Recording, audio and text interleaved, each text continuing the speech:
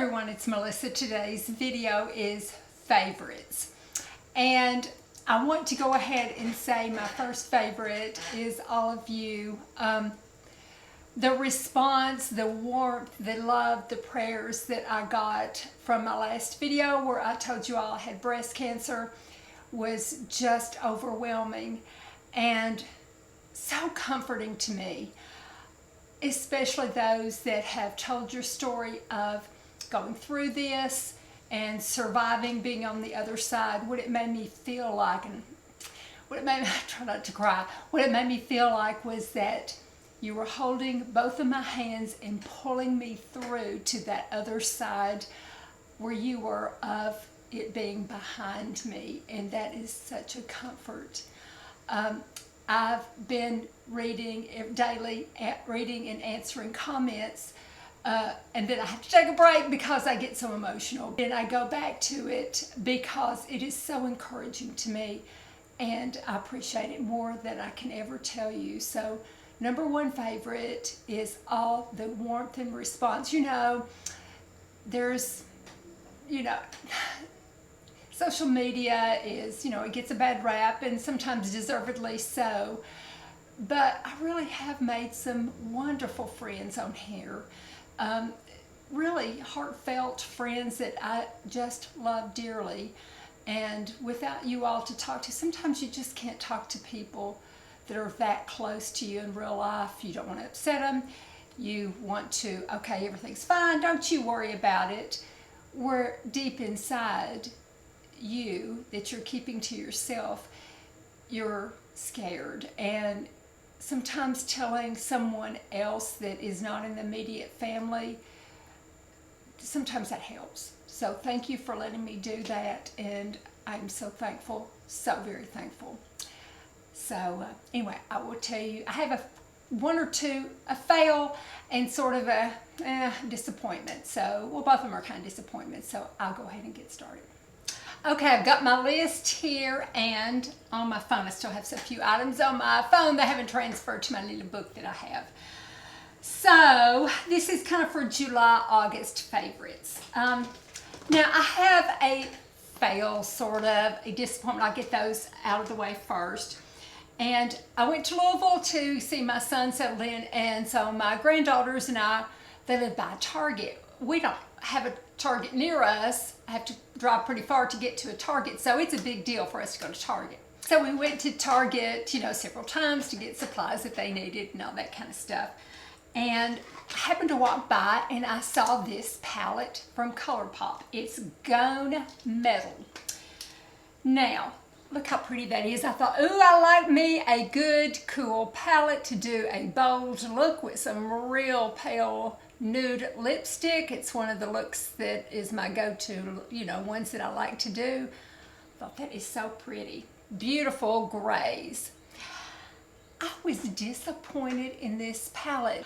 These grays just really went blue. And some formulas and some eyeshadow palettes, it's hard to go a true gray sometimes. I have found a few palettes that do that without slipping into blue. It was a navy blue, and it was fine, but it wasn't what I was looking for, so it was a disappointment. I will probably not keep it, give it to someone else that might want to use it, and put it in my thing to donate to the, I cleaned all my eyeshadows off that I don't want or didn't work out for me, to donate to the dance studio.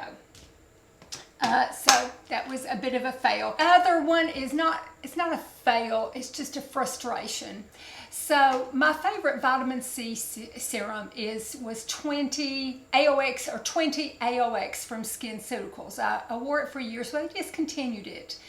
So I have been since February, I have been working with vitamin C serums and testing and testing and testing. I've spent a fortune.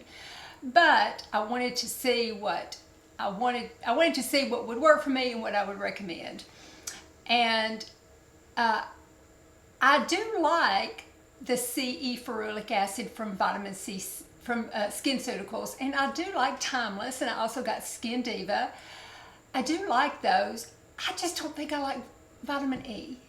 I know from watching like Dr. Dre that the vitamin E makes it more stable, makes it more able to penetrate. I don't know.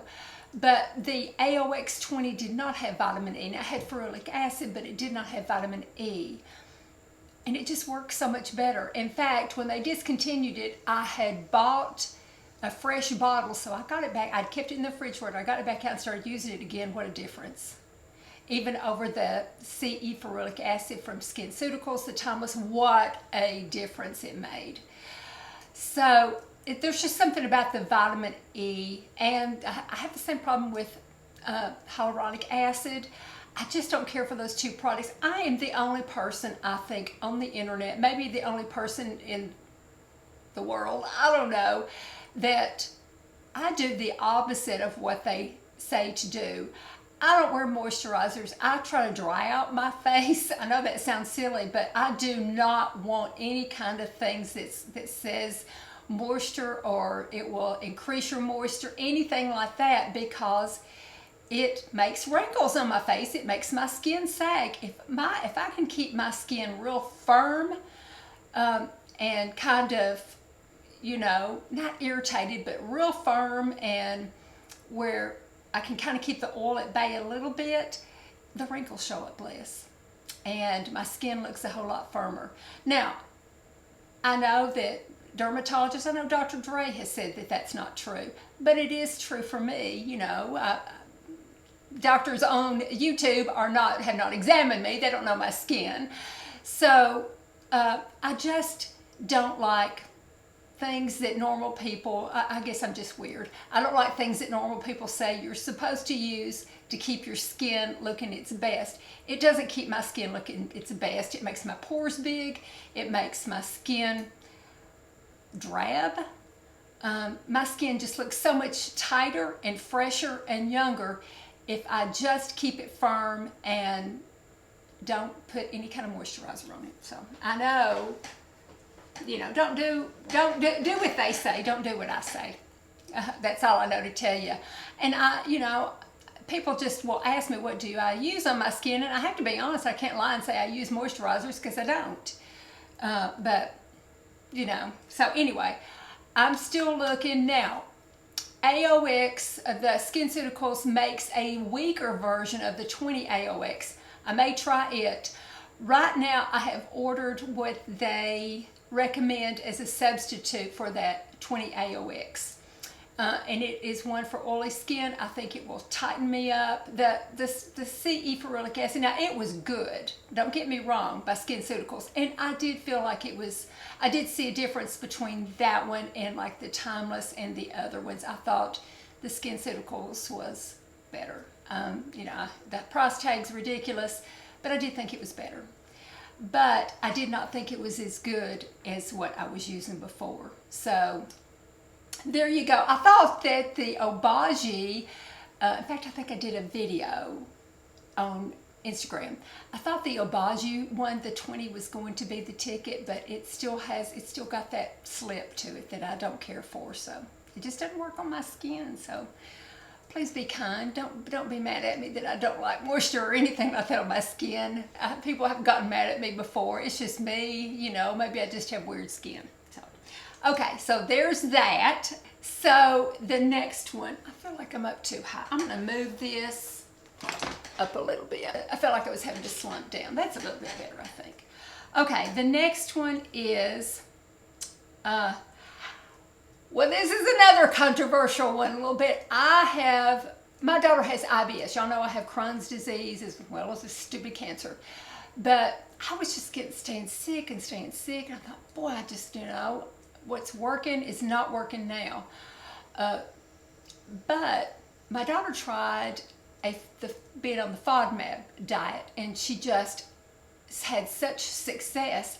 So I have tried a bit of a modified version of it. I've really found a big difference, I have to say. And I talked to my doctor about it, and he said, as long as he went over what I was eating, as long as you're getting your nutrients, I have no problem with it. My main one was the different sugars. I realized, you know, the xylitols and all those kind of things that were in a lot of things, those were the ones that were bothering me. Supposedly you're not supposed to have onions and garlic and stuff. Those don't bother me. And I've got, the next thing that's my favorite is an app. It's called Spoonful, and it's got lists on there of foods that, you know, are FODMAP friendly, or you can put your other allergies in there. So I put gluten in there and I put shellfish in there. So I can either type in what it is, or this is what I do when I go to the store. I scan the barcode and then it pops up, this is so-and-so. It gives me a check mark, or it tells me, no, it may contain gluten, or it may contain shellfish. No, it doesn't contain shellfish, but it may be FODMAP, not FODMAP friendly. So I will look to see why it isn't FODMAP friendly. And sometimes it's just a seasoning that I know I'm okay with because I've tested it. So I can go ahead and buy it. Or chicory root. That is a big one for me too. I get sick when I have that. Anyway, the FODMAP, modified FODMAP diet, and the Spoonful app. That has been a big success for me. Again, another app is the app 360. It's very comforting to me with my son living up and his family living up in Louisville now. Every morning or throughout the day, I can just open the map 360 and kind of see where they are.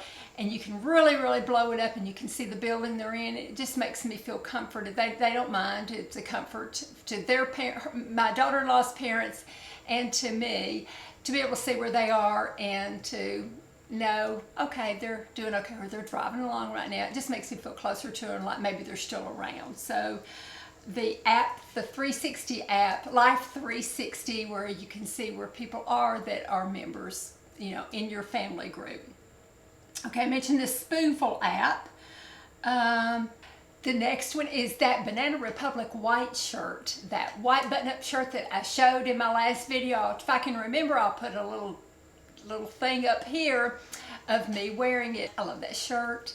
I have it hanging up. I keep it, you know, steamed and washed, and you know, it's going to be my go-to shirt this fall and winter. It's too hot this week right now to wear it. I'm just, you know, down as much as without clothes on as I can get.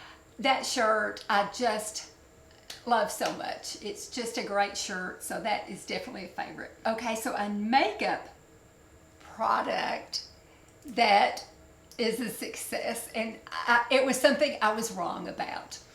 Okay, so I have bought 6 powders to put under my eyes, and I've started testing them out. One of them has already risen to the top. I haven't finished it, all the testing, so another one may even surpass it. But so far, I can't quit wearing under my eyes, and sometimes I'll put it on my face a little bit too. The Charlotte Tilbury little powder thing. I'll have to put the official name because I'm looking on the back and it doesn't say the official name, just the color. It's Fair, #1. It's just a little light powder that's very lightweight. But you know, and I'll talk more about it when I do my under eye powder video, but it just makes your under eyes, it doesn't bring out the wrinkles. In fact, I think it kind of does the opposite. I will, you know, put it on and I'll put it on the other eye when I'm not testing another one, and it looks to me like it looks a little smoother, it looks a little brighter.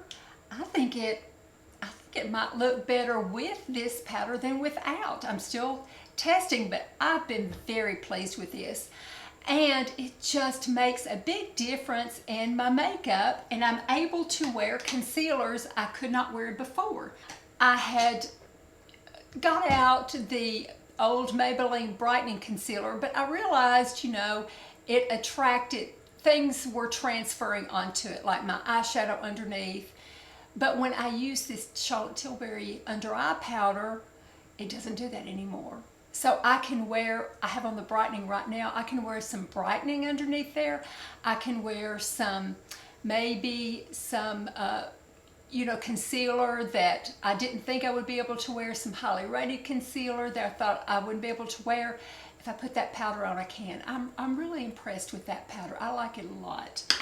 I haven't made final conclusions about it, but I'm liking it. And then the next one that I've enjoyed wearing since I've started using that powder is this Maybelline.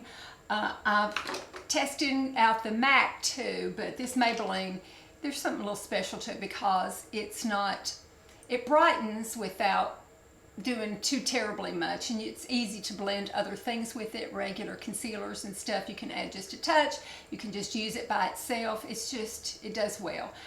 I didn't like it before because of the transfer issue, but I'm not having that anymore, so I've rediscovered this brightening Maybelline. The next one is the latest season of London Kills, season 4. It doesn't seem like I've watched that many seasons, but we've watched every one of them. It was released, I believe, in July, and highly really enjoyed it. It's a great cast. It's got Sharon, I always want to call her Sharon Stone. Oh shoot, what is her name? Sharon Small. That's right. I always want to call her Sharon Stone. Wonderful cast of characters that work together. There's intrigue in their personal life, and just such a good job solving crimes. And you know, they have the different characters. One of them's just by the book, and the other one will slip through and kind of fudge a little bit and kind of convince the one straight by the book that they need to fudge a little bit, but they end up solving the crime. London Kills, excellent cast, really great series, and it's on Acorn. The next one was a documentary on Netflix. I think it was an original series, yeah, called Waco, American Apocalypse. It was the story of Waco, and it talks to the people that were there, that were the ones that made it out, the federal agents, just the whole thing, presents it, and it was just really good. It was a big time that lasted longer than I didn't remember the standoff lasting that long. I remember how it ended, but I didn't remember how it started and why and all that kind of stuff. And so it reminded me. It was a very interesting series, and what I liked about it, it went behind into the conversations with David Koresh and what he said to them, and the people that tried to negotiate with him, that were the ones that were making progress, and then what other agencies did. It was very good, and I think you'll enjoy it. So, Waco, American Apocalypse. Okay, that's on Netflix. The next one was also a Netflix original series, and it was American Manhunt, the Boston Marathon bombing.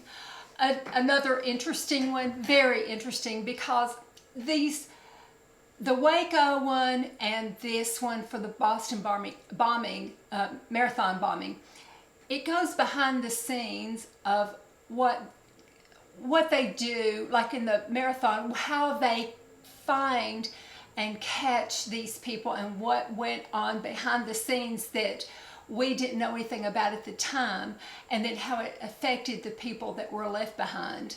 On both of these cases, I saw so much footage that they're, talking about now that I had no idea about before. It was just such an in-depth look at two big things that happened that they took a really close look at. And we enjoyed seeing that behind the scenes of what unfolded in both of these. Okay, we watched the second season. They had a part 1 and a part 2. I talked about part 1 in the last one of The Lincoln Lawyer. We liked it a whole lot. Doug thought, has read the books. He thought there was a lot of extra stuff that weren't in the books that didn't need to be there. A little, backstories about some characters that he didn't care about, or that were not interesting to him, and just, it just kind of drug it out a little bit, but he still enjoyed it. I enjoyed it a whole lot, and can highly recommend it. So, The Lincoln Lawyer. I talked about it, the last favorites. Part 2 came out of season 2, and it's I think it's really good. I just love the courtroom back and forth and how he makes things work on his feet like that. That's kind of interesting to me. Okay, the next one is another Netflix like documentary. It's from the Untold series. And this one is about Manti Te'o, who is a football player from Hawaii. And he played for Notre Dame. And he was just a huge star. This one's called The Girlfriend That Didn't Exist. And so he had this girlfriend that he was texting with. And so it turned out, he just became a megastar. He was going to go in the first round of the draft and stuff like that. Well, it turned out that the girlfriend didn't really exist. And he was catfished, but the word got out that he made the whole story up. So it kind of ruined his life and it ruined his career. And it's just really interesting, the behind the scenes of all that. Doug said he remembered when all of it came out and happened, but he didn't know about the catfishing part. But they talked to the person that did this to him. They talked to, how the hoax came about and how he was duped, and it's fascinating. And a word of warning to people. So The Girlfriend That Didn't Exist, it's a Manti Te'o story. So very good on Netflix. Okay, a YouTube channel that I've enjoyed watching is called Royalty Now Studios. And what they do, they will take someone from history, say Napoleon, and or even much further back. So they will do a history of them, which I enjoy, and they will tell all about why this person, what happened to this person, how they were born, how they lived their life, how they were important. Then, toward the end, they will take pictures of what they think they look like, or not pictures, but they will take busts, they will take statues, they will take known portraits, and they do a whole lot of research, and then they put together, what their interpretation of what this person really looked like if you were looking at them. And they even get them to move and everything. And I might have mentioned this before, but I've been watching a lot lately. I just think it's so interesting to, imagine what these famous people look like. And sometimes they'll put them in modern dress of what they would look like today. And, you just find out a lot of interesting things about historical figures. So really enjoyed that a lot. When I got my diagnosis, I have to ease into stuff. I have to absorb information at my own pace, and then I have to forget about it for a bit and do something else. And then I can return to it and not get overwhelmed. I can absorb some more information. Then I have to leave and return to it. Well, so my escape has been that stupid game. Now, do y'all know, I know a lot of podcasts will talk about this game. I think they sponsor their podcast, this game does. June's Journey. I know y'all have heard about it. Well, I thought, I'm going to try June's Journey. I see it. Everybody talks about it on their podcasting. They always sponsor commercials. I see commercials for June's Journey. That, it's a distraction and, all that kind of stuff. So I downloaded it. Oh, my goodness. Well, it has helped me so much when I need to take my mind off worrying or being afraid, especially at night. I get scared at night. So I will play June's Journey, and it takes my mind off of it. And then now, 3 of my granddaughters still live here in town, and 2 of them, they've gotten interested in June's Journey, so they'll come down. And part of it is you get higher points if you can find objects faster. So I'll let them do the objects faster because they got quicker minds and more nimble fingers than I do.